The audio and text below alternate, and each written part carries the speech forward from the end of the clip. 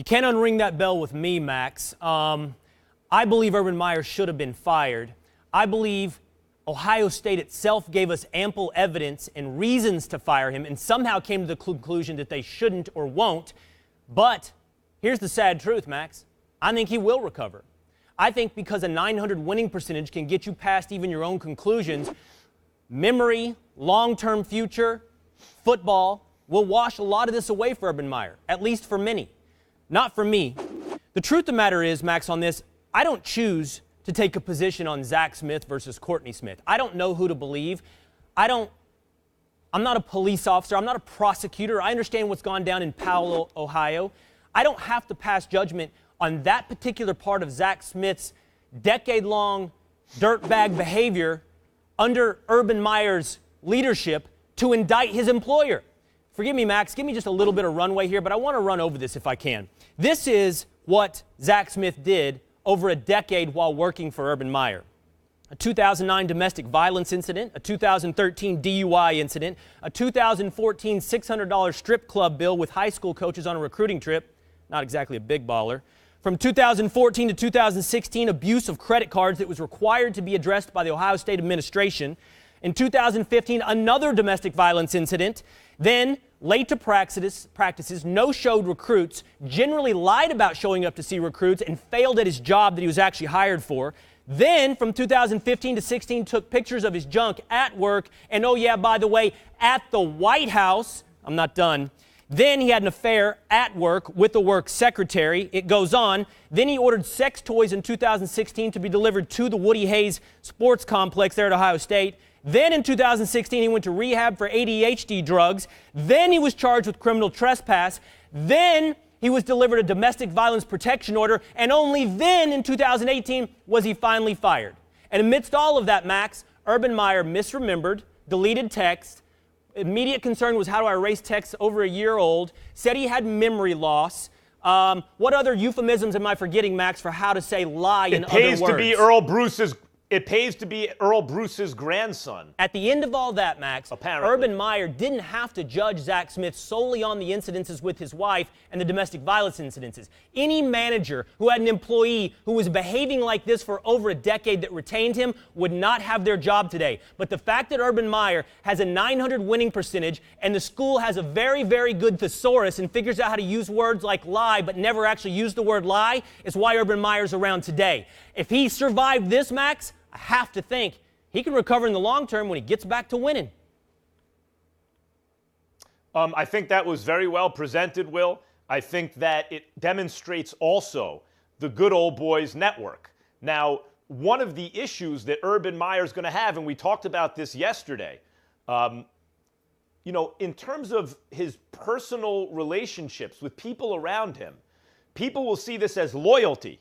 Because that's what loyalty entails oftentimes in people's minds. Loyalty to the individual above principle.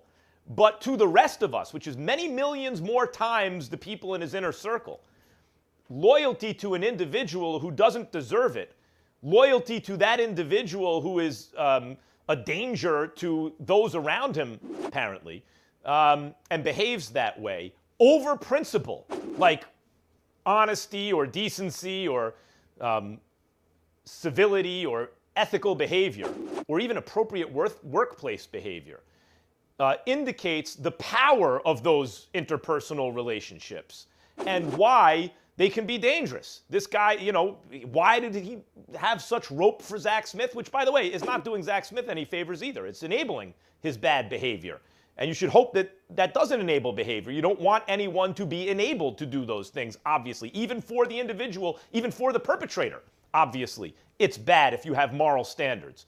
But the fact that that was going on indicates those kind of relationships and that kind of network. The grandson of Earl Bruce, who was a mentor to, obviously, to Urban Meyer. But also the way Ohio State has seemed to close ranks. The way they've given 3 games, what's the smallest suspension we can get away with giving and still kind of come out of this just about okay. The whole thing seems rotten because it seems like, as I mentioned, an example of the dangers of a good old boy network. Max, one of the things you and I have had the opportunity to do with each other over the past 2 years is talk about a lot of these unfortunate and controversial instances. And one of the things I know that I'm proud of, and I know because I've sat with you over these last 2 years that you have done as well, have tried to be very, very devoted to the concept of due process and follow the facts where they go. The problem with that, and what I see from Ohio State fans today, is you begin to miss the forest for the trees. And in this case, you're right. Anyone who makes the argument about due process or whether or not we can trust Courtney Smith versus Zach Smith, but what you're wrong on is the absolute smoke billowing out of the building at Ohio State of keeping this guy around for a decade. And here's what I truly don't get, Max. Why was Zach Smith so important? You see, you talk about loyalty, but Ohio State fans ought to wonder today, why was Zach Smith more important to Urban Meyer than the Ohio State program? Why was he more important than the long-term future of Ohio State University? Because by showing such devotion to Zach Smith, he not only sold out his principles, his values, or the chance to become a leader of men, or the fact that he has some kind of devotion, whether or not he ever did, to the truth, he sold out Ohio State. He put Ohio State in this position by keeping Zach Smith in his position for so long. That's such a good point. Will, that's such a good point. And this is the great irony with these institutions that cover up. You are not protecting your program because once you sell out your ideals, the program ceases to be the thing worth protecting. You are damaging your program even if the truth never comes out. But if the truth does come out, which it usually seems to, you're doubly damaging it. It's the irony of this kind of let's close ranks and do the wrong thing here in the service of protecting ourselves. You are doing just the opposite.